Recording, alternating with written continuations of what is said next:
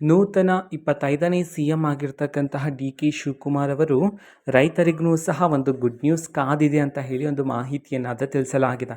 ಹಾಗಿದ್ರೆ ಬನ್ನಿ ಇದರ ಬಗ್ಗೆ ಸಂಪೂರ್ಣವಾಗಿ ನಾವು ಮಾಹಿತಿಯನ್ನು ಈ ವಿಡಿಯೋದಲ್ಲಿ ತಿಳ್ಕೊತಾ ಹೋಗೋಣ. ವಿಡಿಯೋವನ್ನು ಸ್ಟಾರ್ಟ್ ಮಾಡ್ತೀನಿ. ಅದಕ್ಕಿಂತ ಮೊದಲು ನೀವಿನ್ನೂ ನಮ್ಮ ಚಾನಲ್ಗೆ ಸಬ್ಸ್ಕ್ರೈಬ್ ಮಾಡದೇ ಇದ್ದರೆ ಈ ಕೂಡಲೇ ಚಾನಲ್ಗೆ ಸಬ್ಸ್ಕ್ರೈಬ್ ಮಾಡ್ಕೊಳ್ಳಿ ಮತ್ತು ಲೈಕ್ ಮಾಡಿ. ಈಗ ನಾವು ಮಾಹಿತಿಯನ್ನು ತಿಳ್ಕೊತಾ ಹೋಗೋಣ. ಹೌದು, ಈಗ ಸಿ.ಎಂ ಆದ ಬಳಿಕ ಡಿ.ಕೆ. ಶಿವಕುಮಾರ್ ಅವರು 6 ಬಂಪರ್ ಗುಡ್ ನ್ಯೂಸ್ಗಳನ್ನು ಜಾರಿಗೆ ಮಾಡಲಾಗಿದೆ. ಅದಕ್ಕೆ ಸಂಬಂಧಪಟ್ಟಂತೆ ನಾನು ವಿಡಿಯೋ ಮಾಡಿ ಚಾನಲಲ್ಲಿ ಈಗಾಗಲೇ ತಿಳಿಸಲಾಗಿದೆ. ಸೊ ನೀವು ನೋಡಿಲ್ಲ ಅಂತಂದರೆ ಚಾನಲಲ್ಲಿ ವೀಡಿಯೋಸ್ ಇರುತ್ತೆ, ನೀವು ನೋಡಿ ತಿಳ್ಕೊಬೋದಾಗಿರುತ್ತೆ. ಸೊ ಈಗ ರೈತರಿಗೂ ಸಹ ಒಂದು ಗುಡ್ ನ್ಯೂಸ್ ಇದೆ ಅಂತ ಹೇಳಿ ಡಿ.ಕೆ. ಶಿವಕುಮಾರ್ ಅವರು ಮಾಹಿತಿಯನ್ನು ತಿಳಿಸಿರ್ತಕ್ಕಂಥದ್ದು. ಹಾಗಿದ್ರೆ ಯಾವ ಗುಡ್ ನ್ಯೂಸ್ ಅಂತ ಹೇಳಿ ಇನ್ನೂ ಪ್ರಕಟಣೆಯಾಗಿಲ್ಲ.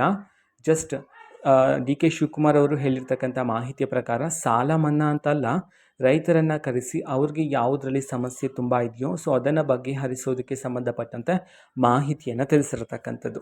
ಓಕೆನಾ. ಸೊ ಇದಕ್ಕೆ ಸಂಬಂಧಪಟ್ಟಂತೆ ಸದ್ಯದಲ್ಲೇ ಅಧಿಕೃತವಾಗಿ ಮಾಹಿತಿಯನ್ನು ತಿಳಿಸ್ತಕ್ಕಂಥ ಸಾಧ್ಯತೆಗಳಾದರೆ ಇದ್ದಾವೆ ರೈತರಿಗೆ ಗುಡ್ ನ್ಯೂಸ್ಗೆ ಸಂಬಂಧಪಟ್ಟಂತೆ. ಸೊ ವೆಯ್ಟ್ ಮಾಡ್ತೀರಿ.